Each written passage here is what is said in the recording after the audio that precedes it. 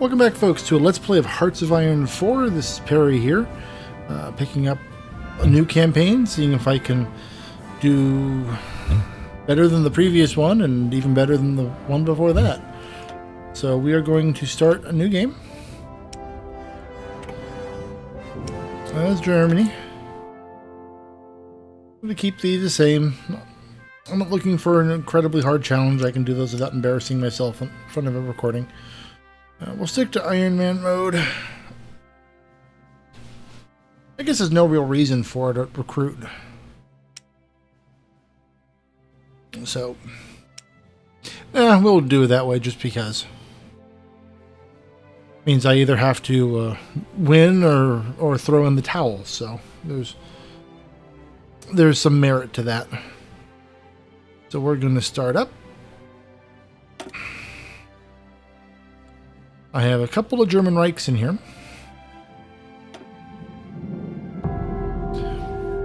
Although, truthfully, I've been playing with some mods in terms of quality of life and such, and it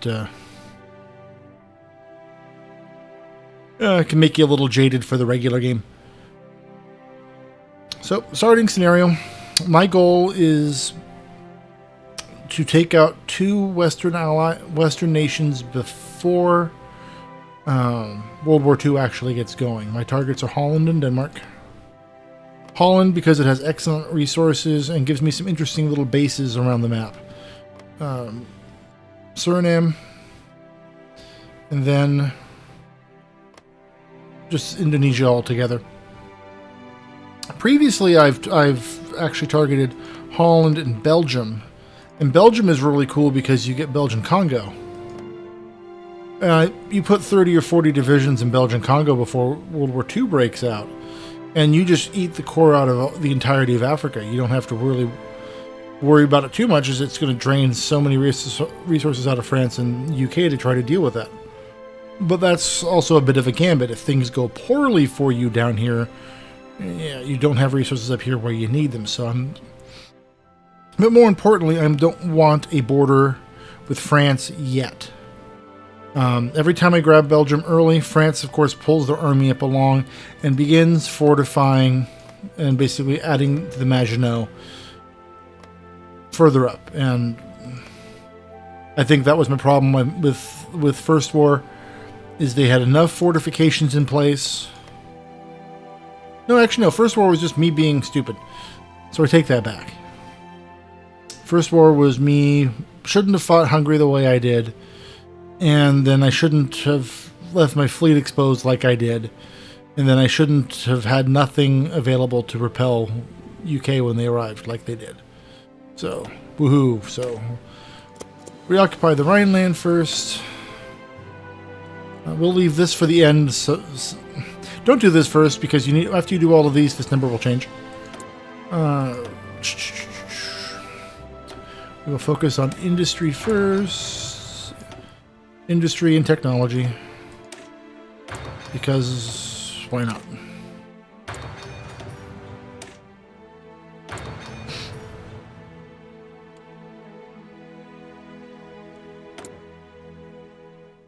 Let's see. To prioritize this, I want new units built before I improve the equipment of the old units. That's why these are higher. I mean, I could reduce that even further, but I won't go that far. So first things first, we're going to train infantry divisions. We'll start working on 10 of them at a time. We will base them out of Hanover.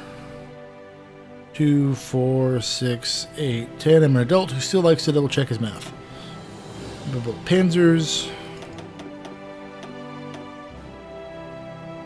3. This is why I double check my math. So 8. I'm going to use his light division throughout the rest of the game, so I'll just modify pretty much its composition later if things go well. We're going to build some cavalry. These are for garrisons later in the game. They don't really serve much for purpose early on. I mean, I guess I could add them to the soldiers, but I create police corps and leave them behind in occupied territories because their suppression is through the roof. I'm going to add some SS to Berlin, and I have reached my maximum that I can build for now. So I will be building some mountaineer troops, mountain hunters, but I will be building them down the road. That's that. So I have 20 military factories. I obviously need more of that. I am going to play around with the aircraft because you can never have enough aircraft in this game. You really can't. You want to start stockpiling those as soon as you can. Tanks. I'll take 2 off of that, but 1 there, 1 there. So that's that. These civilian factories. Infrastructure's pretty good. I will build it up here a little bit later. Airfields I'm not worried about yet. I'm going to start building some civilian factories.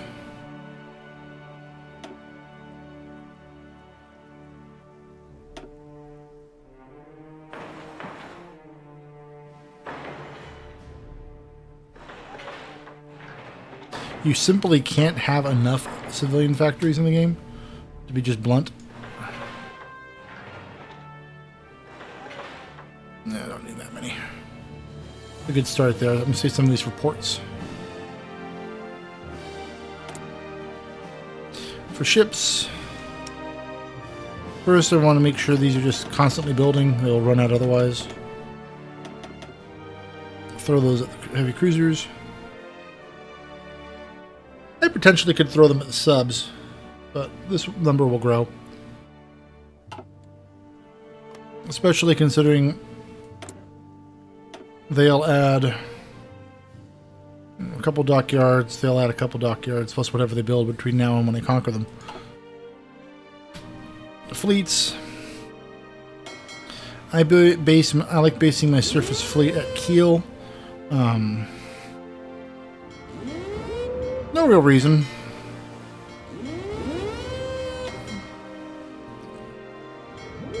City of Kiel's just always fascinated me. I don't know why.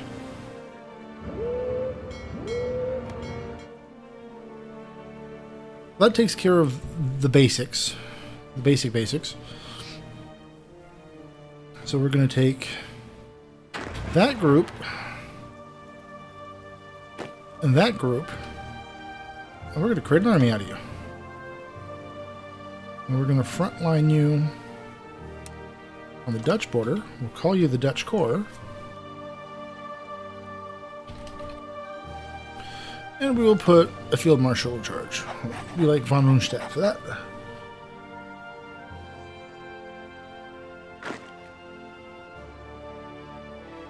We'll create you. Put you on the southern border. Call you the French Army or French Corps. We will get a level 1 general. Put Paulus in charge here. I like field marshals. I like the fact they do not have a cap on the number of corps they can command, or divisions they can command, units, since I guess they're not all divisions. So I tend to put them and promote them and do what I have to. This is the Denmark Corps. And the last one is French Corps. This will be the Danish Corps. That's Dutch Corps, French. Yeah, so we'll keep them as possessives. Put Kluge in charge. Put him border. And then you guys. Put you in a new theater. It will be the.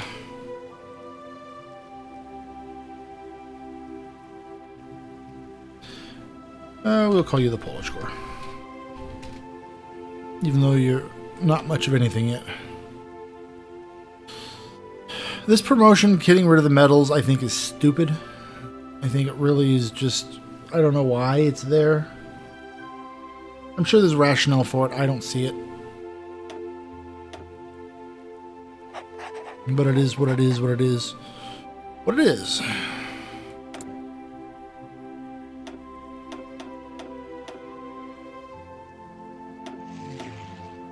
We're gonna up there.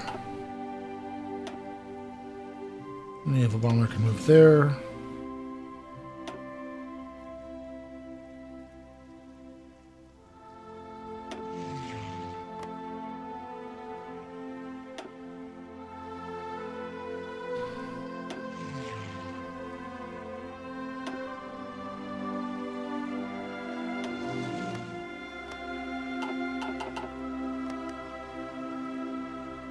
So that's that.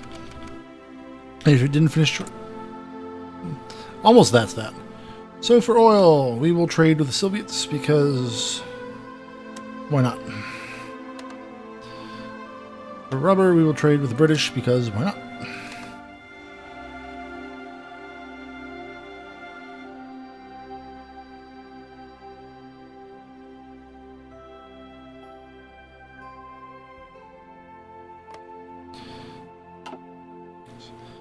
That takes care of that madness.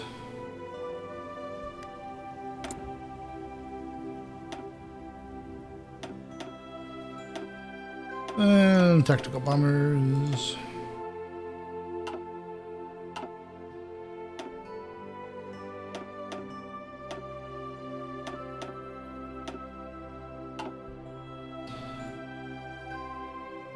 That gets my air command under a little bit better control. Oh, almost forgot. I want these guys to be going to where they belong to go. Let me rephrase that. Ships can be sent to ports to be built, or they can be sent to actual existing naval units to be built. So in here, all destroyers will go to the Kriegsmarine. Heavy cruisers will join them too. These just go to the pool, so there's not. They're upgrading existing. They're being stored in reserve, and so on.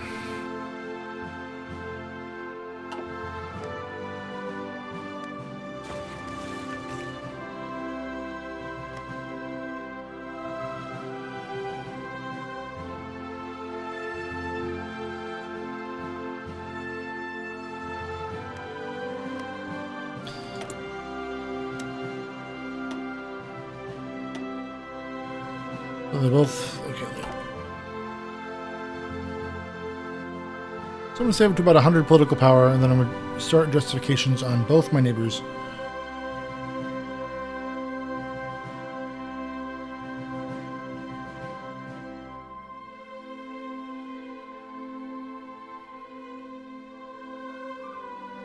Now, another reason for doing this gambit, this particular technique, is if you're not in a general war against another faction, then conquering a country, they actually surrender, you get your territory, there's no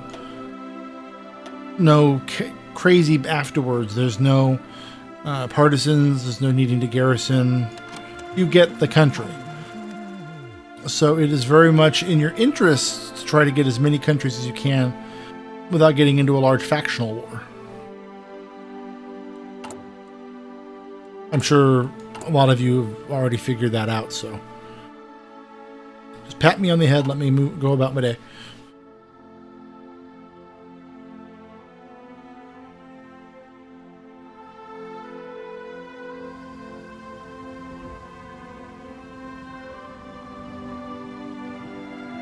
Now, I thought of before playing with this here, you justify, you declare war, you wage the war, but I forgot the peace terms drive this through the roof, so there's no real dancing on that little pinhead. Once you start down the rabbit hole, you are down the rabbit hole. Modify government.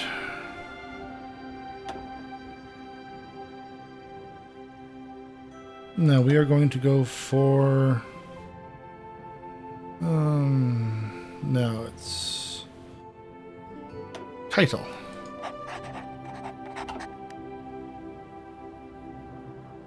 Training time reduction is useful.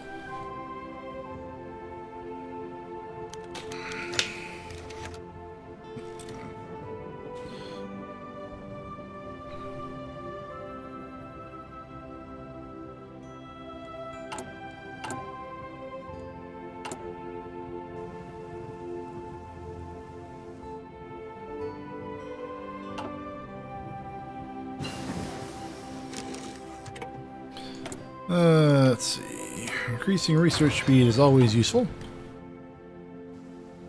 If you disagree with me, go play Stellaris with a slow researching setup. Go ahead, I've got time, I'll be here.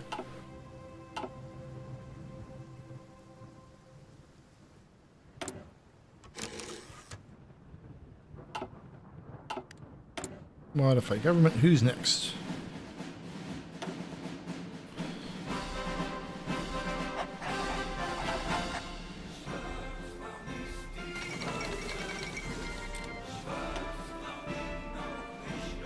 Spanish Civil War. Always starts the same, never ends the same. Apparently the Spanish Civil War does suffer quite a bit for the game's pathing. Pathing AI. They wrote the AI as such that naval transport is almost never considered high. So if an army wanted to go from here to here, it wouldn't necessarily march down there and then transport. It might, if it had the correct accesses, it might march all the way around the Med. I mean, I had an army in a single-player game from Germany I wanted to send over to Central America. So I didn't march to the ports and then sail, even though I had naval supremacy across the Atlantic. No, it marched down through the Mideast, down the Nile, across the Sahara, the lengthwise across the biggest desert on Earth, to Casablanca. And still didn't board a ship. Then it began marching down to Senegal. At that point, I pulled the plug and manually sent it overseas. But oh my god, was that annoying.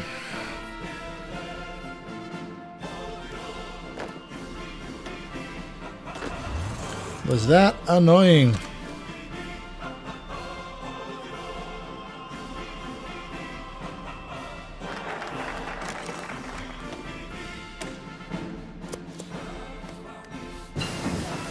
Oil plant. Gene duels.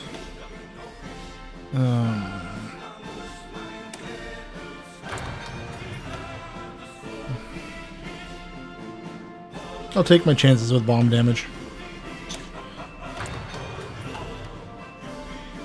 I'll live life dangerously if I have to.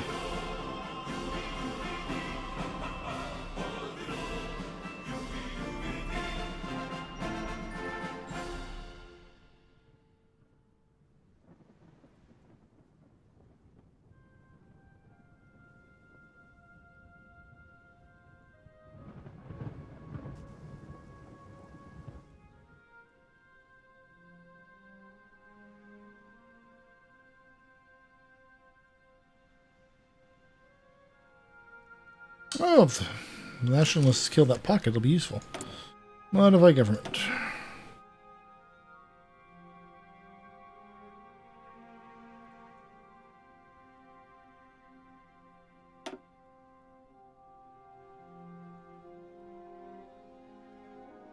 Let's see, who am I looking for? I am looking for...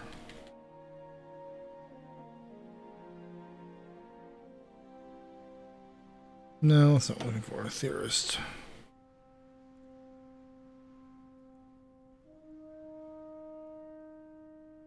Mobile Orphan Doctrine minus is expensive.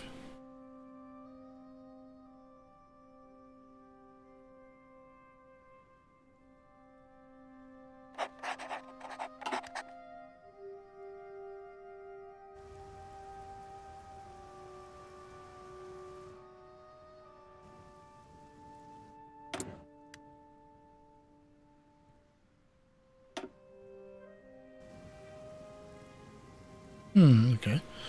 Naval bombers. Oh, this is a recent patch.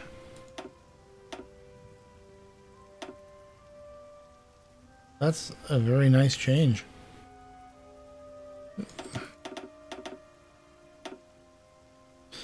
The previous iteration had been dodgy. Dodgy, dodgy, dodgy.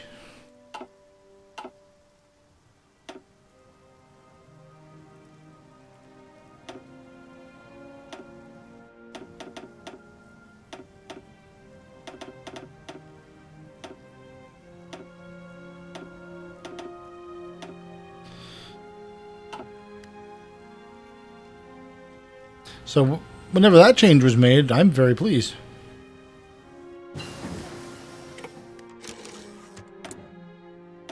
Whenever that change was made, I was pleased. Da da da da.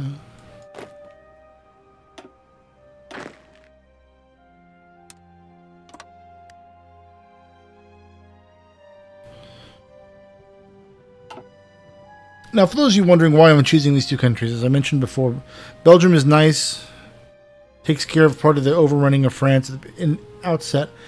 However, once you have the border with France, France will begin fortifying its border with Belgium, which is sub-ideal. So that kind of rules it out. Another big reason for going for Denmark is this, the Danish belts. Grabbing control of that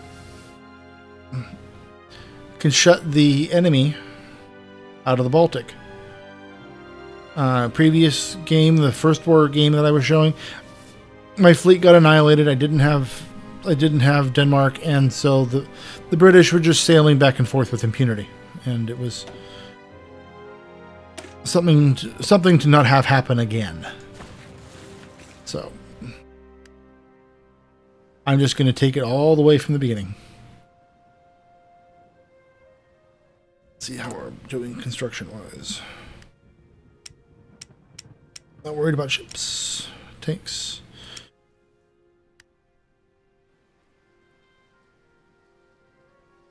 And we're slowly filling stuff in.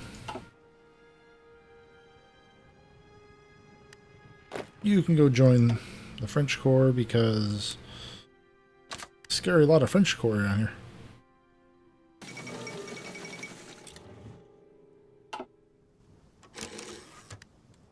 Modify government.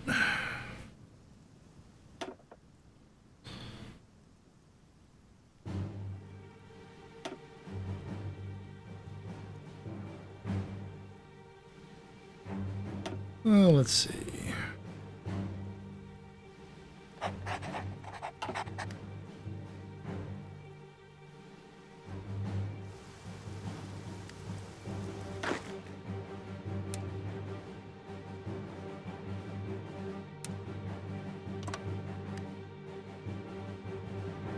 Not sure why there's a second line there, but I don't like it.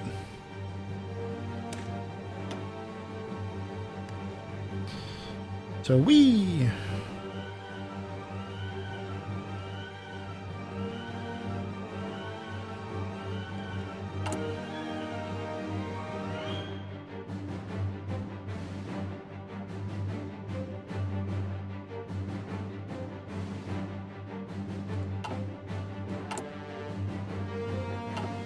let's see how's training going.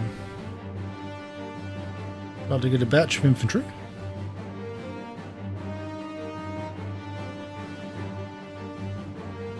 About to get the first batch of cavalry.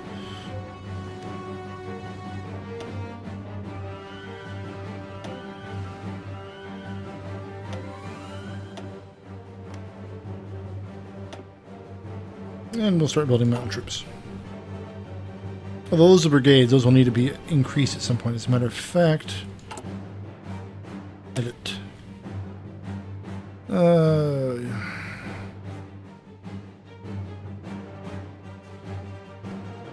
Well, that'll work for now.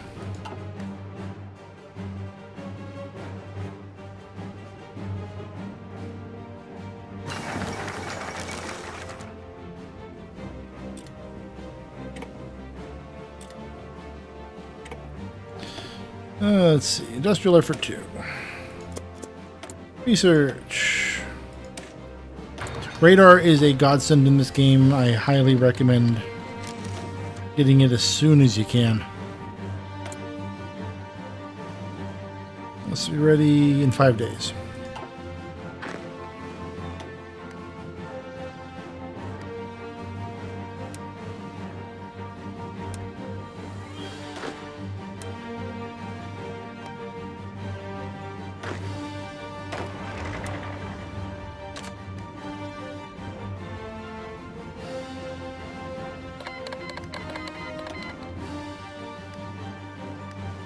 Alright. Time to burn down the planet.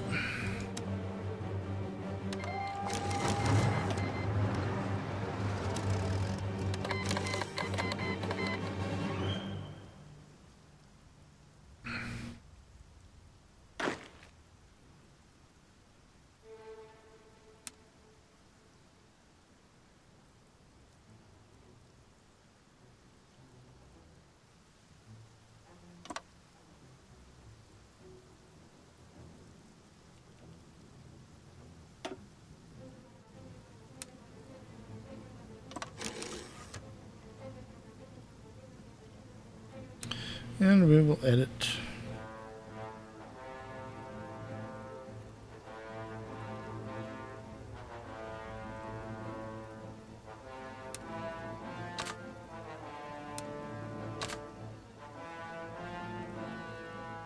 So this army is going to sweep up and then back down. And see if that actually works. I've not tried that before. If it does, absolutely awesome. This one's more straightforward.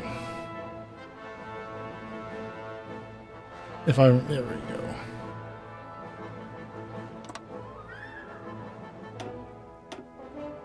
And now Air Forces.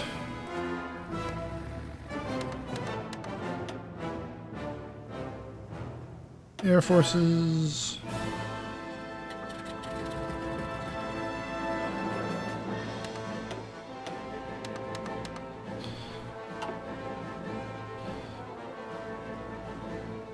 Actually, we'll hold off on the naval bombing.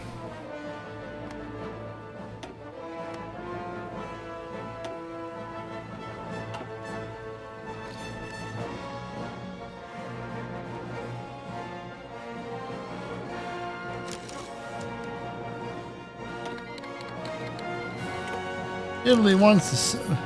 I'm touched. Italy wants to send volunteers.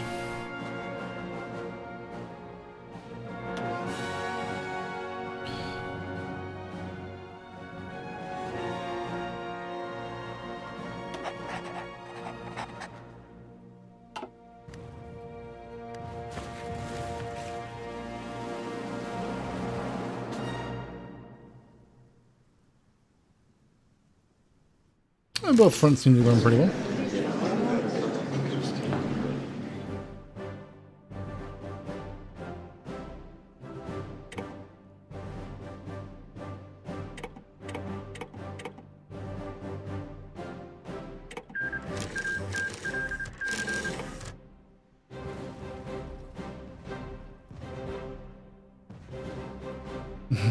Oops. That might have generated more than I was prepared for. Oh, well, can't do anything about it now.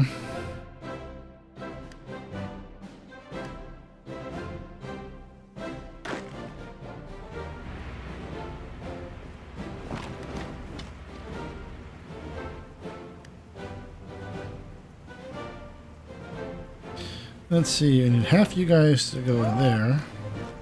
We'll have go there.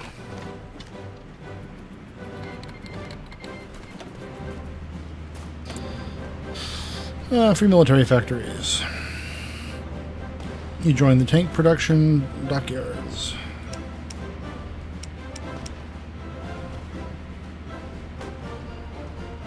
We are going to add...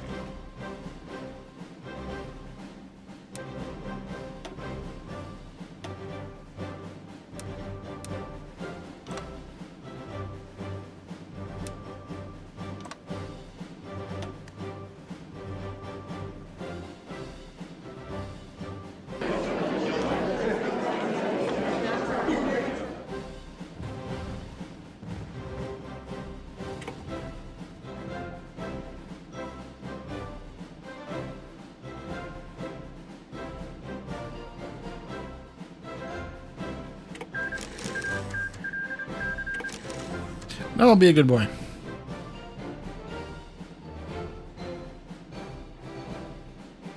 So that's now...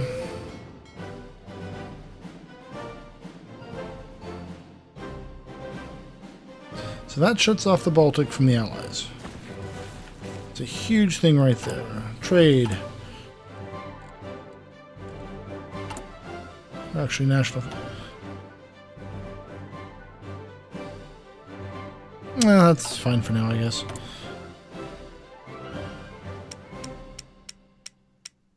Well, that was a quick war to grab Denmark and Holland. So thank you for watching, and we'll see what the rest of 36 and 37 has for us.